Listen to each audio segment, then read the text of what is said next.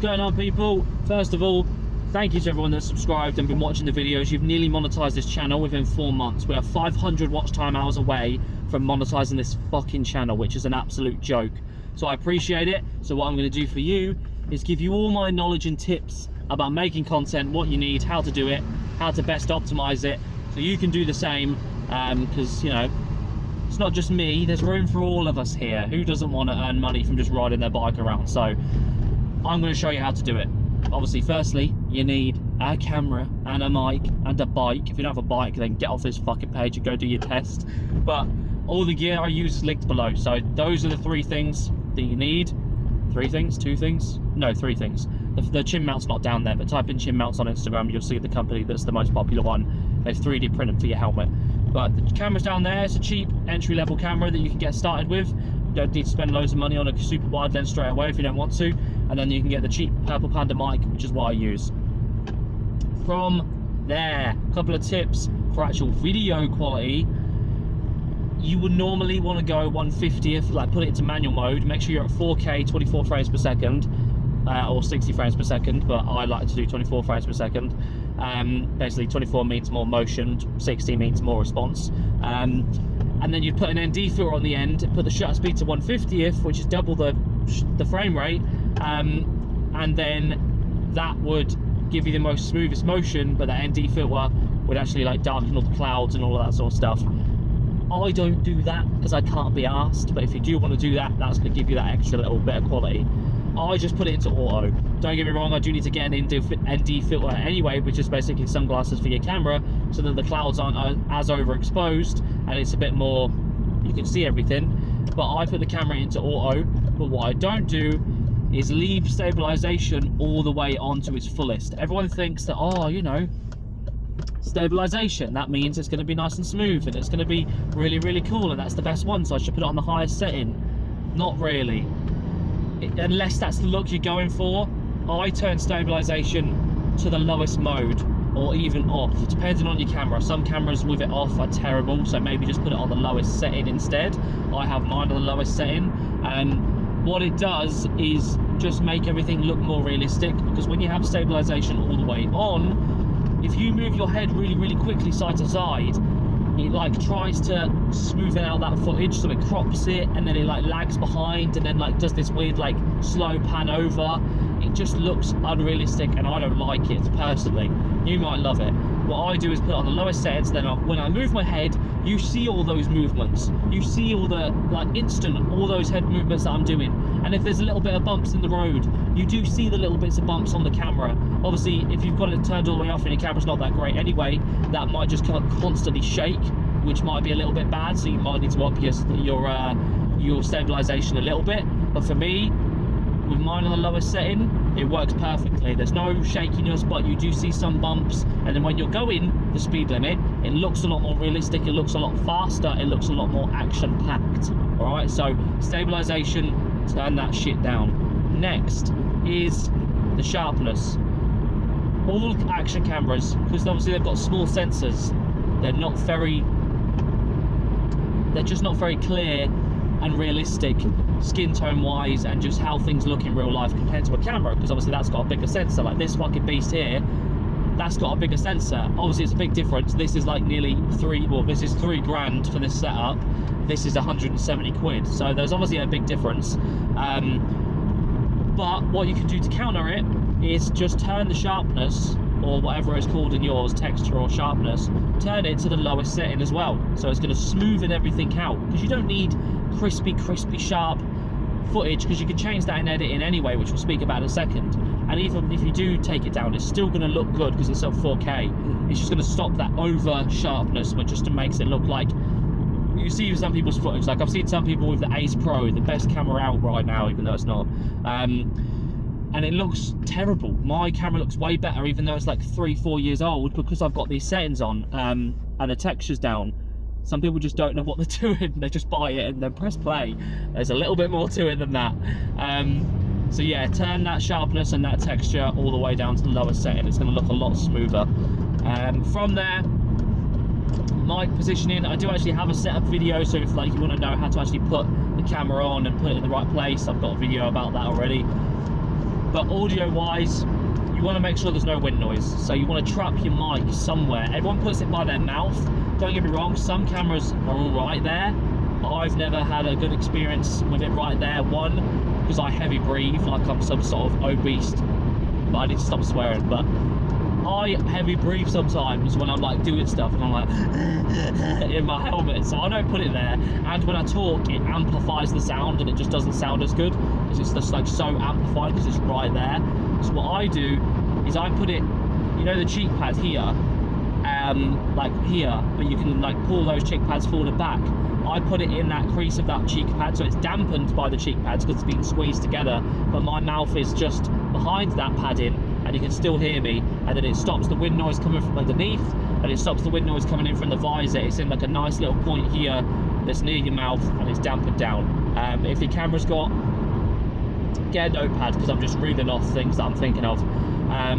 If you've got audio settings, obviously turn the wind reduction on, but when you plug an external mic in, you can't use those settings anyway. But what you can do is you can set the decibel levels in some cameras. So what you want to do is put your camera to like -6 or -12. So what that's going to do is going to quieten down the sensitivity of the microphone so it doesn't peak the audio. Because if you leave it at 0 or +6 or +12, the slightest bit of wind or the slightest click or the slightest bit of your breath, because the mic is so sensitive, it's going to pick that up really, really loud and really, really like straight away, and it's going to amplify it. That guy, he's doing like 170.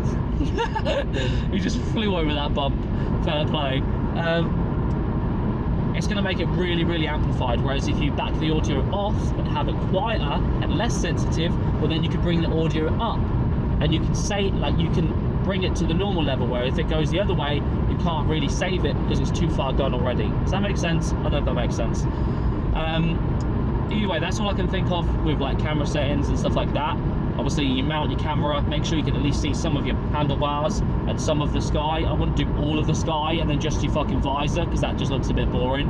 I would go like half and half. Unless you've got a super wide lens, you can get all of it, which I will do have soon, because I'm going to get the Osmo Action 4. So camera recommendations, obviously this one if you want to save a bit of money, or the Osmo Action 4, which is the best camera at the minute. Everyone thinks it's the Ace Pro. It's not, unless they pay me, then I'll say it is, which is what is happening with everyone else. People are being paid, and what happens is, what happens is these camera brands, they launch all their stuff at the same time. So if GoPro releases a GoPro, like their new GoPro, Insta360 are going to release theirs, and then DJI are going to release theirs because they don't want to miss the curve. But what happens is, the person that does it first, which is normally GoPro, they get the first bit of attention. Then people wait a little bit longer to see what the other companies come out with. Then the middle guy, DJI in this case, release their camera, the Osmo Action 4. So they get the middle attention. But then the guys that get the most attention is whoever did it last, basically. So the Ace Pro are the last people, Insta360 are the last people to release their camera. That is why it's sticking in everyone's head more that that's the best one, just because it was released last. So they think, oh, well, that's the newest one, it's got to be the best. No, because they're different brands. Doesn't really matter. They all got released in the same sort of season.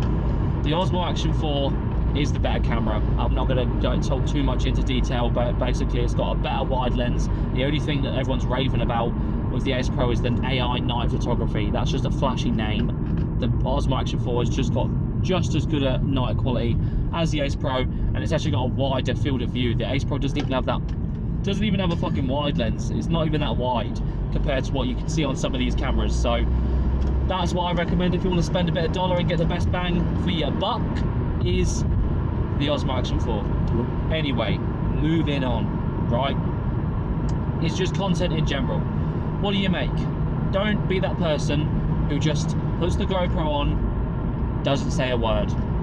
And obviously do that if that's what you like, but if you want to make content out of it, you want to get views and following and build a platform, you need to start speaking, mate. You can't just sit there with a GoPro on, facing forward. Don't get me wrong, there are some channels that have done it with really good audio and stuff like that, but to be honest, the way that you separate your platform from everyone else's and actually get some personality through and some people knowing who you are is to talk. That's where you start getting the views, when you talk about stuff, or just talk in the videos in general, or have a subject, or just have a good time but have a microphone on and just talk to the people as if they're watching, as if they're there with you. Best way to do it, because that's when you'll actually get people entertained and staying on the videos, and they feel a bit more connected with you. Do you know what I mean? So that's definitely a big point, because a lot of people are scared to do it. Mate, you're in your helmet anyway, no one knows who you are. You can just be anonymous. So yeah, definitely start talking in your videos. Next is editing. So you need to put the videos together somehow. Not all of you want to pay for like expensive softwares. I get that, because you're not all videographers. It's not what you do. That's what I do. So I've got Premiere Pro, which is a bit more of an expensive software. It's what they use to do some films and stuff like that. It's a really high-end thing. It's got loads of effects inside it. It's quite confusing to use at the start, but once you watch a couple of tutorials and take the time to learn it, it's one of the best ones for blurring, for all sorts of stuff.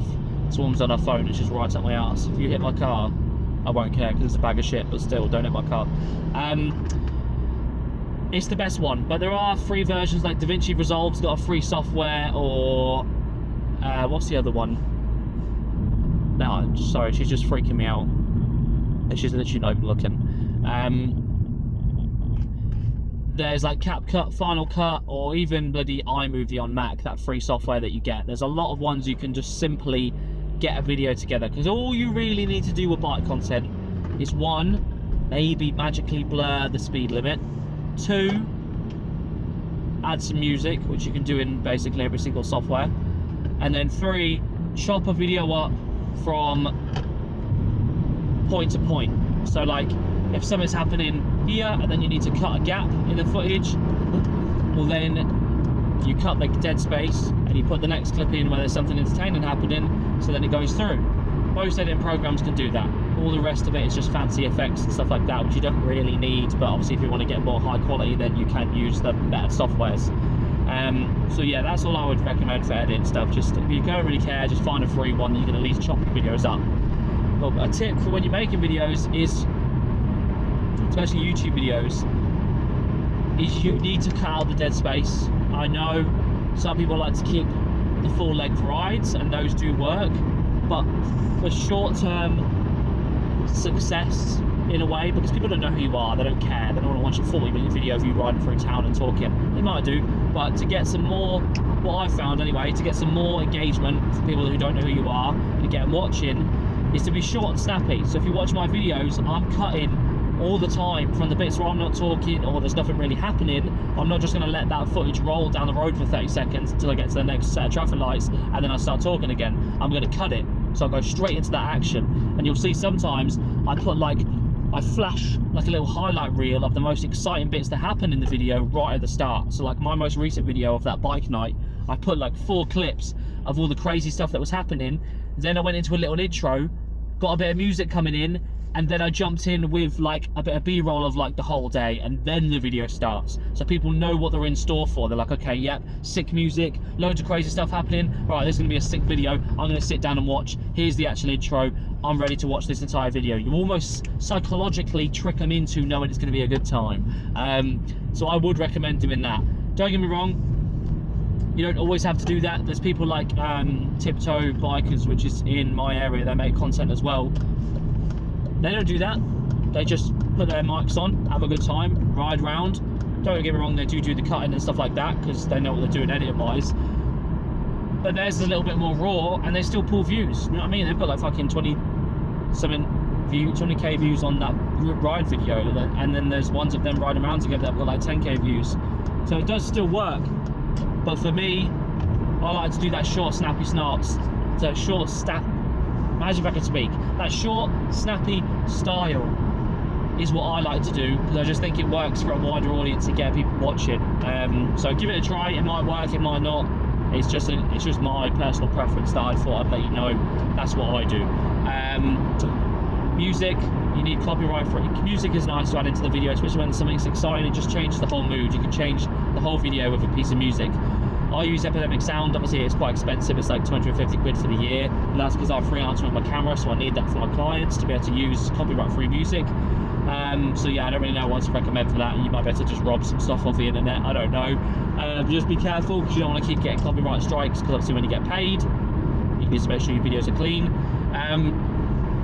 The last thing I want to talk about is speed, right? Because hypothetically, where you're on a bike, we fluctuate to the speed limit.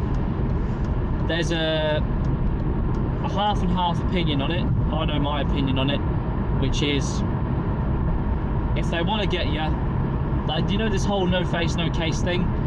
I purposely put my face on camera because I knew it's a load of bollocks.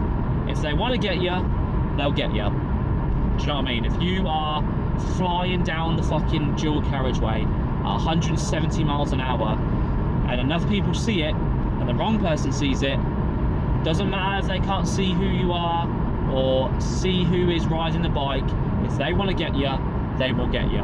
Which is why I don't post any of it. I do not post stuff like that. Not that I do it anyway, but I don't post anything like that. Even if I'm on a group ride and other people are doing it, I'm not posting it, because it's just bringing the wrong sort of attention to the page.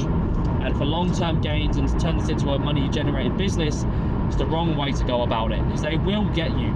Jigsaw never showed his face once, did everything to counter that. The wrong person saw the video of him going from Colorado to somewhere in 20 minutes, and it's more supposed to be like an hour journey because he was flying at 180, nearly 200 miles an hour the whole way there. They saw it, they were like, right, we want to get this guy. They did everything they could, followed email addresses, followed linked bank accounts, went on security cameras from his videos where he parked at a petrol station, saw him take his helmet off, found the guy, got him done, he got sent to prison, and then he's got let out. Obviously he had to pay to get out and whatever charges he got charged with. Same with the Certi driver in England, never showed his face once, did everything he could to like mask his face. They found the videos, they linked it to the Instagram, they linked it to the email, they found CCTV footage of him eventually, tagged him for it, and he got a year in prison. Do you know what I mean? So you do need to be careful, because yes, they might not get you now because you're a small profile and no one's really looking because there's millions of people in the world. But they will start seeing, if you start popping off, they will start getting the wrong attention and the wrong eyes, and they will come after you if you're creating a bad influence and promoting illegal stuff. So I do recommend just don't put it in your videos. You don't need to. You don't need to glorify it. You can make content without it. Trust me, it's not the way to go. So yeah, that's my thought. That's my opinion on it. Obviously, you can do what you want. You're all adults at the end of the day, and there will be some people that manage to slip under the radar. But for people like me, even now in my town, they know who I am because they pulled up to the last meet on the weekend. They literally pulled up outside of it. They looked right at me and pointed at me and started laughing. And I was like, right, okay, they know who I am. Because we're causing attention now, because obviously we're setting up these big group rides. Like 30, 40 people are coming. They want to see what's going on. Obviously, I'm not posting anything, and I'm keeping it PG, which it is anyway on our rides. We don't go crazy. But I just want to make sure that they know that this is not like some fucking get together where we're just going to start flying through town. That's not what this is. This is just a good time for all of us to meet up and have a good bike night, or a good group ride like we're doing on Saturday. We're all going to the beach, you know what I mean? Join the group rides if you want.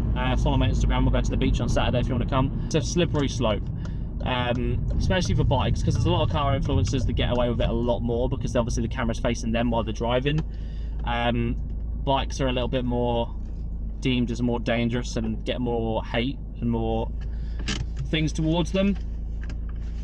But at the end of the day, if you're asking my opinion on it, I just don't think you should do it, to be honest. I just think you should cut it out of your videos. You don't need it in there. Don't make your whole fucking system around speeding, because it's not a matter of if, it is a matter of when they get you. Could be 4 months, could be 10 years. But if you want to turn this into your job and you want to keep your job, don't be an idiot at the end of the day. So yeah, that's my advice on all of that. Hopefully I've given you some tips about bike content in general. Thanks for fucking watching all the way to the end. If you did, you're an absolute legend, because you probably just helped me monetize this channel, because I'm so fucking close. And hopefully you get a camera and you do the same, because mate, I've managed to do this in 4 months. 4 months. If you follow those things I've just given you, you can do the fucking same. 4 months. That's all it's taken of bashing out content, and I'm nearly monetized, and I'm going to be able to earn money from YouTube. Get in. That's what I'm talking about. Anyway, see you later. If you want to join the group ride, we're going to the beach on Saturday. Nice chill ride. Come along. Follow Instagram for updates on the location. See you later.